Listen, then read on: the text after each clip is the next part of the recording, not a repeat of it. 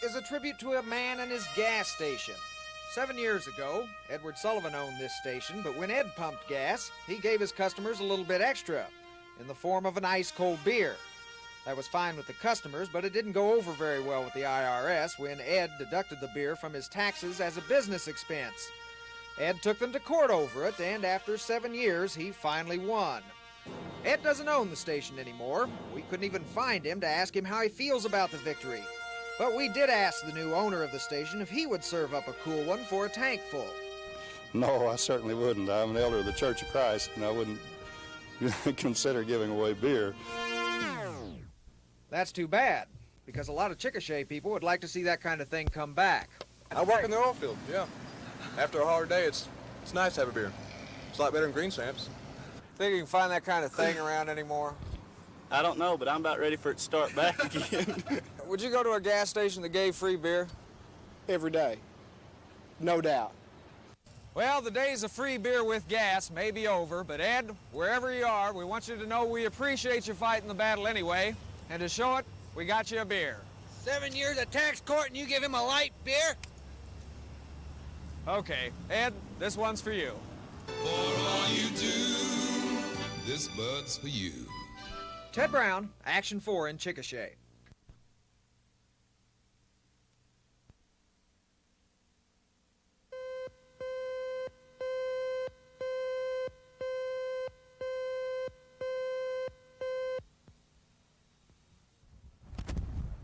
The headwinds are so strong today, the big jets trying to land at Will Rogers Airport look like they're suspended in midair. At least this one got to land. Others never got to take off. While a few flights were canceled, just about all of them were delayed, and that stacked up customers at the ticket counters and made it tough to find a quiet spot to wait it out. Traveling of any kind is a little riskier today, even on the interstate highways.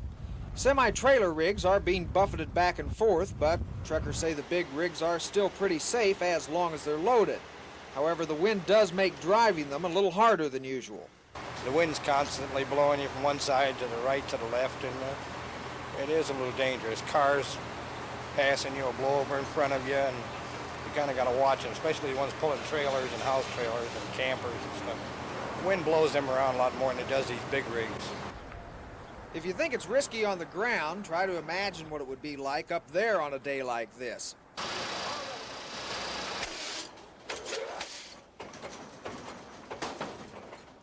No one was foolish enough to be working up on top, but there were people on the lower floors. Mostly they were there just to nail down the things that kept trying to pick up and blow away.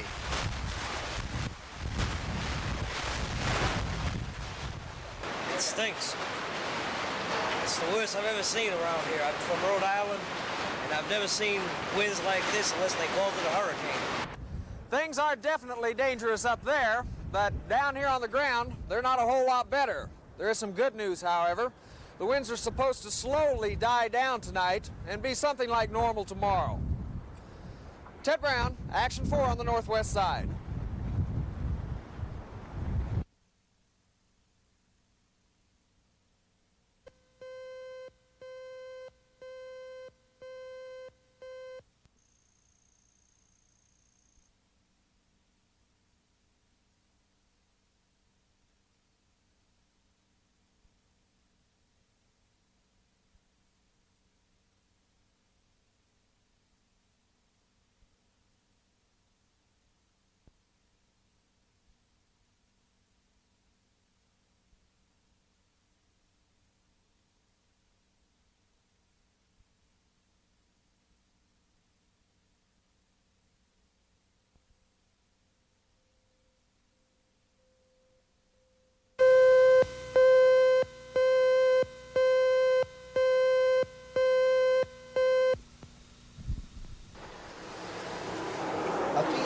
Fear hung over the Eastmore Shopping Center a month ago. Tammy Carter had just been abducted from the cleaners where she worked. Her bludgeoned body had been found a day later. Frightened shopkeepers promised to arm themselves. I'm just going to get me a gun and carry it with me.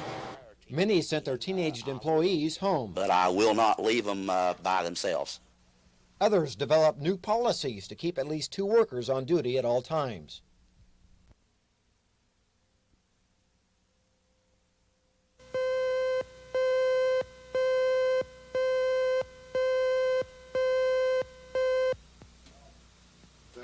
puff sleeves on them. The mood at Eastmore has changed in the past few days. Shopkeepers feel more confident now that 2 slain suspects have been arrested. Everybody's relieved. I mean, naturally you would be, getting animals off the street. That doesn't mean that it'll never happen again someplace else, but at least we got these. A few doors down, Doris Rogers is still cautious as she serves donuts during the early morning hours, but much of her former fear has subsided. And I do feel better since they have them behind bars. Everyone does. And like I say, if they release them, they better get out of town because the people I've talked to, they're out to get them. They just wish the police would turn them loose so they could get a hold of them. Everyone we spoke with agreed.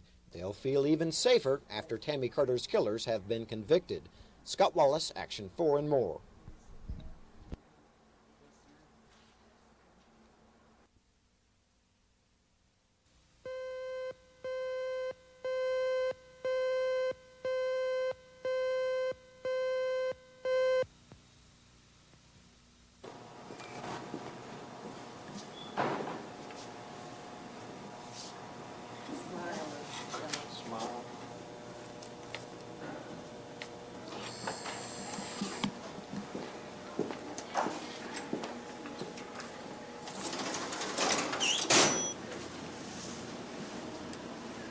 Thank you. Right next to her.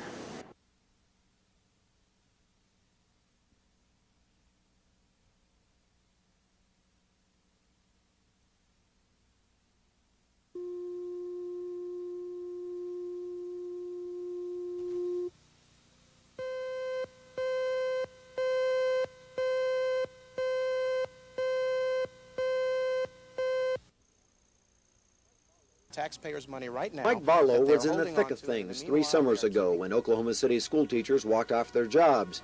The colorful union leader has gone to bat for teachers numerous times. Even after stepping down as local union president, he's continued to help negotiate teacher contracts, sometimes to the dismay of district administrators.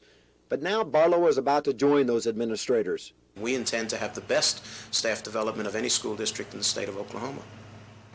He's giving up his job as statewide director of the American Federation of Teachers to take an administrative post with the Oklahoma City School District. Throughout all of my union work, I've had the same philosophy as the union has, to do whatever we can to improve the quality of education for the school children and improve the quality of life for the teachers. I've been very much involved through the last few years in the formation of House Bill 1706, and my new position as I return to the school district is to implement the staff development and training aspects of that bill so that we can provide to the teachers whatever assistance that they need to provide the quality education in the classroom. The decor of Barlow's office may change with his new position, but he promises his dedication to improving the quality of education for students and teachers will remain the same. Scott Wallace, Action 4, Northwest Oklahoma City.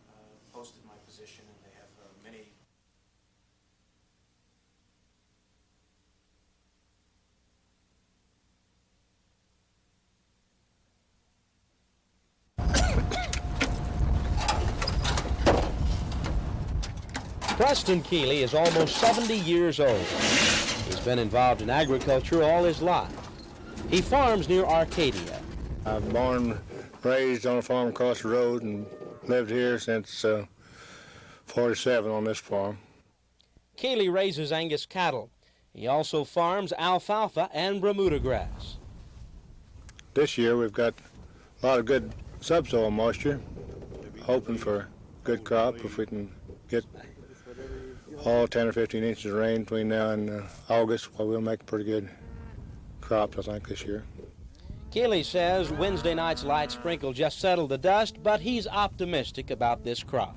We've got the bugs killed now, and so it's just up to the weather.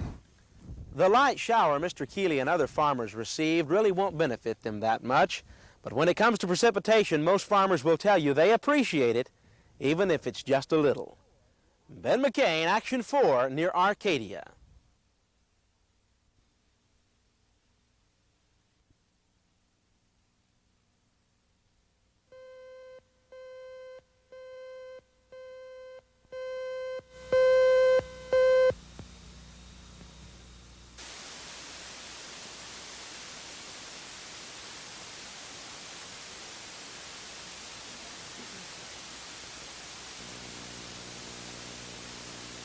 office has always been in the vanguard of public corruption cases, and success breeds success. And the county commissioner case is only one minor example of many of the public corruption that I'm afraid still occurs in the state of Oklahoma. We have received a tremendous amount of support from the public and other areas of political corruption, so that's a major part.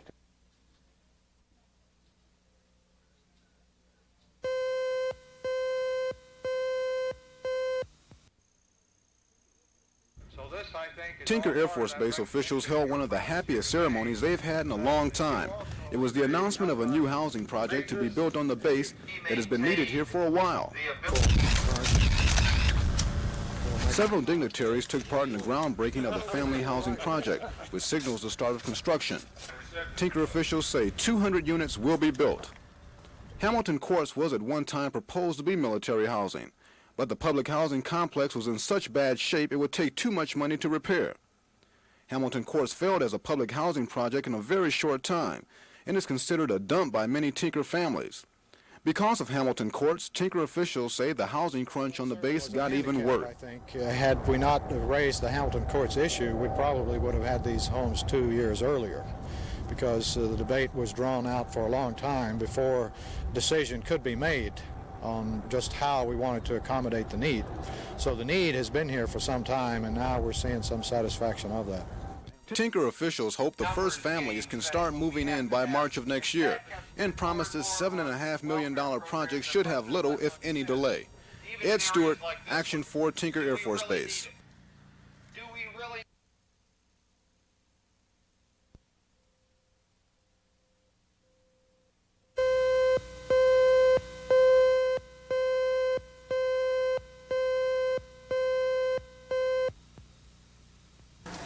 The first house was consumed by flames when firefighters arrived shortly after 10 o'clock this morning. It was obvious the house would be a total loss, so firemen concentrated their energy on keeping the blaze from spreading. Intense heat from the flames sent cinders flying to a neighbor's house. The home's wood shingle roof quickly ignited. Firemen extinguished smoldering shingles on 3 more roofs to keep the whole neighborhood from going up in flames. Across the street, concerned citizens wetted down their roofs and waited, worried that their homes might be next. It took 30 minutes to bring all the blazes under control. Then it was time to start trying to find out what happened. It started in this house right here and spread one on the east side and 2 on the west side. We've had, I think, 2 or 3 houses with a little bit of roof damage south of here. Why do you think it spread so fast from one house to the next? Well, the wind, of course, helped that, and it creates its own wind, of course, when it's burning, you know, like the way it was, and plus wood shingles contributes to it, you know, to a big extent. Damage estimates to the 5 homes have been pegged at close to $250,000. Thankfully, no one was injured. Scott Wallace, Action 4 in the Camelot subdivision, northwest Oklahoma City.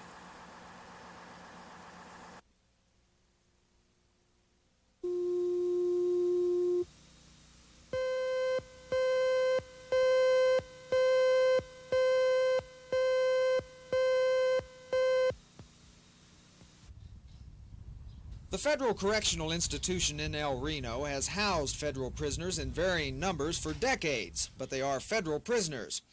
2 people from the U.S. Immigration Service were at the prison recently, looking over the facility and the surrounding area, considering it as a possible site for a new facility for illegal aliens.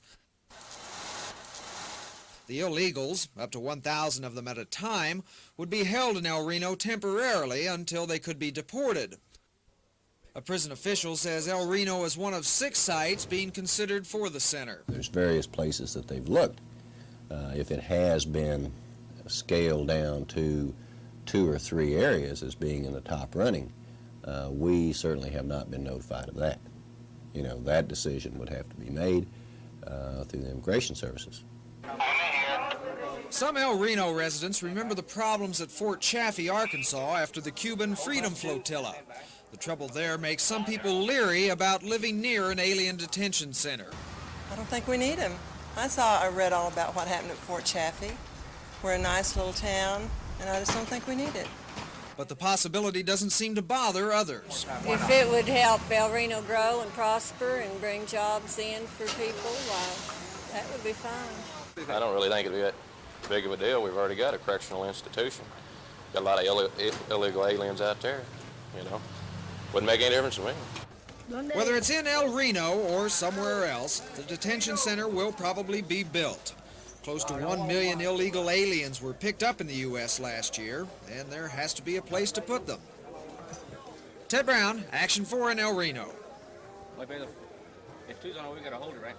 We have Yeah, to hold we're it. gonna bring the other one right there.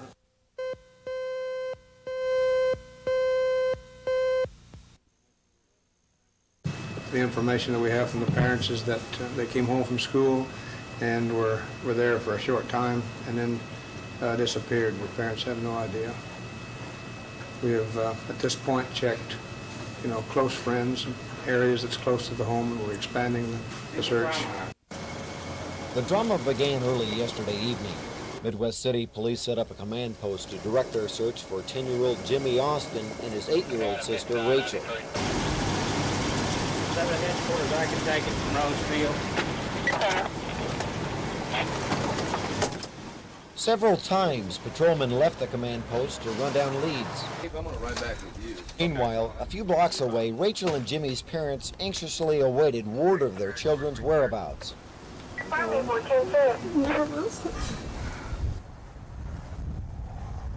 The break came about 11:15. Off-duty Midwest City ambulance attendants Matt Dukes and Jeff Anderson decided to make one last sweep along some railroad tracks. We were driving down one of the abandoned streets down there, and Jeff saw a reflector, and we stopped and checked it out, and there they were in a little drainage culvert asleep, cuddled up with each other. And it was a reflector of their bicycles that Jeff saw, and we stopped, and there they were. A few minutes later, it was time for a tearful reunion.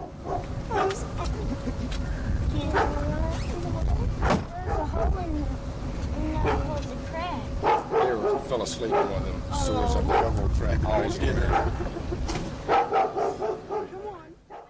Midwest City Police say the kids apparently ran away because they were worried about their school performance. Scott Wallace, Action 4 in Midwest City.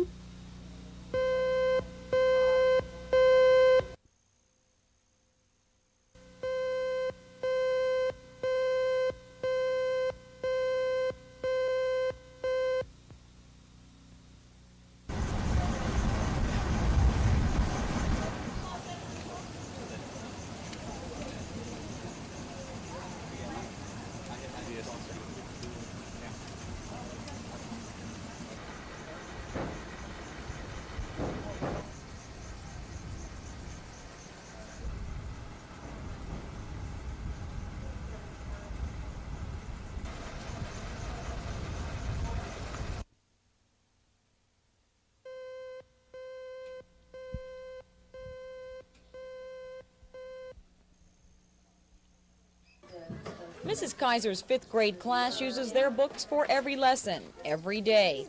It's through these books that the students learn the basics. But they also learn about life and its people, and those lessons aren't always pleasant. Sex and violence are harsh realities in our world. Some legislators feel those topics and other adult subjects should be kept out of school books.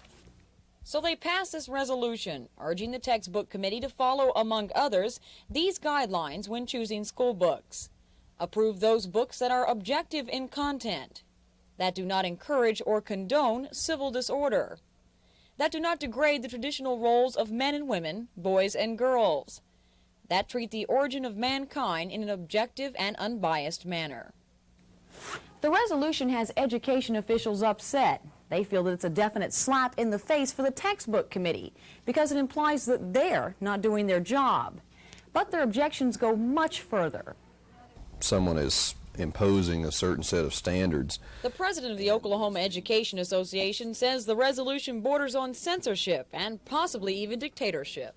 There's a sort of a mode of thinking sweeping the country right now that if we just pass laws that society is going to change, and I believe that there's a body of people on both the right and the left who believes if you simply dictate the content of textbooks or materials that people are going to change their way of thinking, and it simply isn't going to happen that way.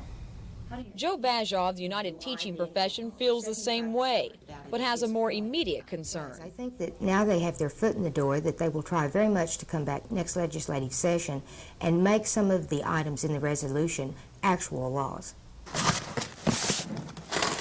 Supporters of the resolution say they're not trying to impose censorship. They're simply asking state officials to be careful when choosing textbooks like these that will soon be entering Oklahoma's classrooms. Sherry Sellers, Action 4 in North Oklahoma City.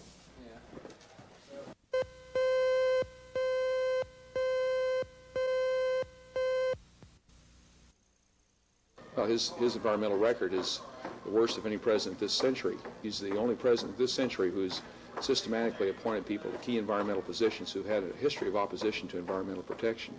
So we're going to take our case to the people this year and work to get good environmental candidates elected and make the environmental positions and policies of this administration an issue in the campaign, and ask the candidates how they feel and let the people know. So when they vote in November, they'll be able to make their own judgment about how important the environmental things are in their priorities.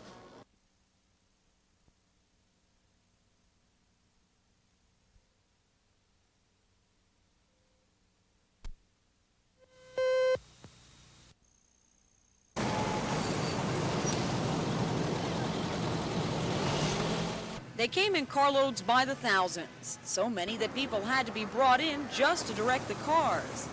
Once parked, they then lined up at the entrance, waiting for tickets and then passage in. Over 6,000 fans bought tickets for tonight's game against the Omaha Royals. Get your rated artists. Nobody elected off the program now.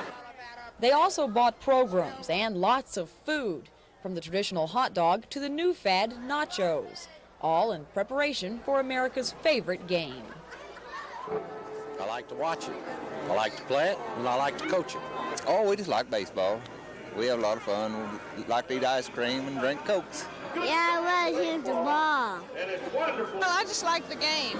I mean, I just like, you know, you support your local team, and I just like the game, so we come out. So with lots of enthusiasm and munchies, Oklahoma City 89er fans began a season of fun. Sherry Sellers, Action 4 at the All Sports Stadium.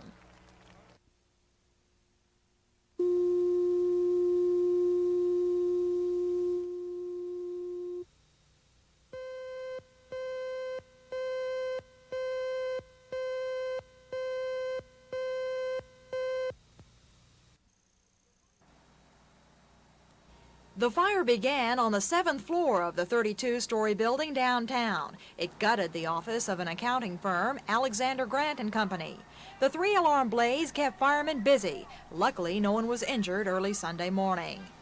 Monday morning found workers of the accounting firm dressed in blue jeans, sifting through the rubble for an occasional burnt-up calculator or another piece of equipment. It was basically a day to clean up and put up with the inconvenience of smoke and water damage in and around the 7th floor. Oh, it's just cleaning up. You know, it could be a lot worse. There's just a lot of smoke damage, and we're just trying to get it cleaned up and restore order so we can get back to work. Has the smoke bothered you at all today? It's not too bad. You know, it burns the eyes a little bit, but it's not bad. My throat's burning. The smell, sinuses block up, and it gets to you. But I have a little bit of an upset stomach. It's difficult to breathe, I suppose. Charles Lutz had been through this before. He was burned out 8 years ago in the same building on the 18th floor. And I was thinking of how bad that was. When I got here and just saw the smoke damage, I was very relieved. As for Alexander Grant & Company, the accounting firm plans to be back in business Tuesday morning. This has been just a cleanup day, and we're going to open up tomorrow and go back to work. Luckily, the fire occurred on Sunday when most of the workers were at home. This is the first fire in a skyscraper in Oklahoma City in a long time. And of course, that always raises questions about building safety. Scott Wallace takes a look at that story.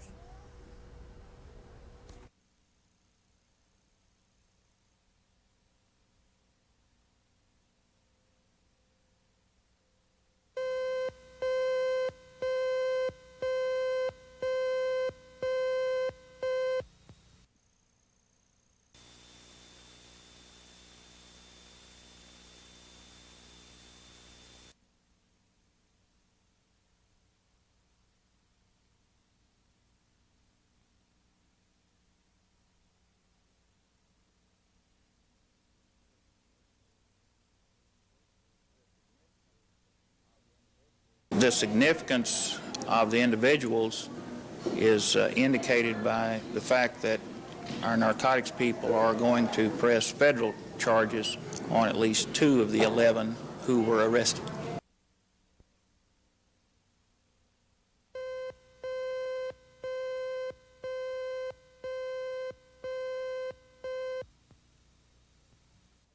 Mr. Meacham, but he and I are 180 degrees at opposite ends of the pole. I do not want to ask for permanent double selling if we're asking just to permanently double sell.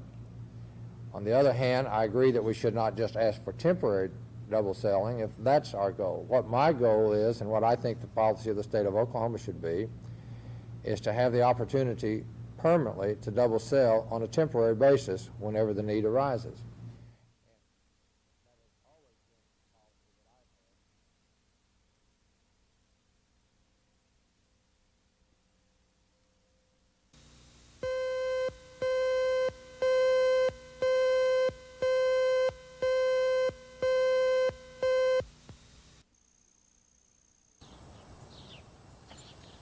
Construction of an office complex is getting too close to home, according to Wildwood area residents. The proposed complex is going to be built in the neighborhood over the objections of homeowners. They say an office building only means more traffic, especially on Braniff Drive. Residents and the developer have agreed a gate on Braniff would cut down on traffic, but just the fact office buildings are near bothers residents. Well, I'm against it because it's going to throw awful heavy traffic load through on Braniff Drive. There's been talk of putting a gate over here. You think that would solve the problem in the neighborhood? Not really, because if they put the gate in there in the wintertime when the weather gets bad, then you only have one way out, and that's up Braniff Drive going north. Carl, what are your feelings on the proposed office complex right down the street? Hey, I don't really go for it. I don't like it. I think it's going to really turn our neighborhood into too busy of streets, and kids do play in the neighborhood around. I'm scared that there's going to be too many cars, you know. The developer doesn't seem to think that building in this area is going to hurt the neighborhood at all. Anytime you get, it's going to tear up the street, the large trucks and things, and it's going to hurt our neighborhood as a whole. I really believe so. Wildwood residents are proud of their neighborhood and feel fighting for Wildwood has helped keep the value of homes up. City officials would still have to approve a gate on a public street. The homeowners will meet tomorrow to discuss their next move. Ed Stewart, Action 4 in Wildwood.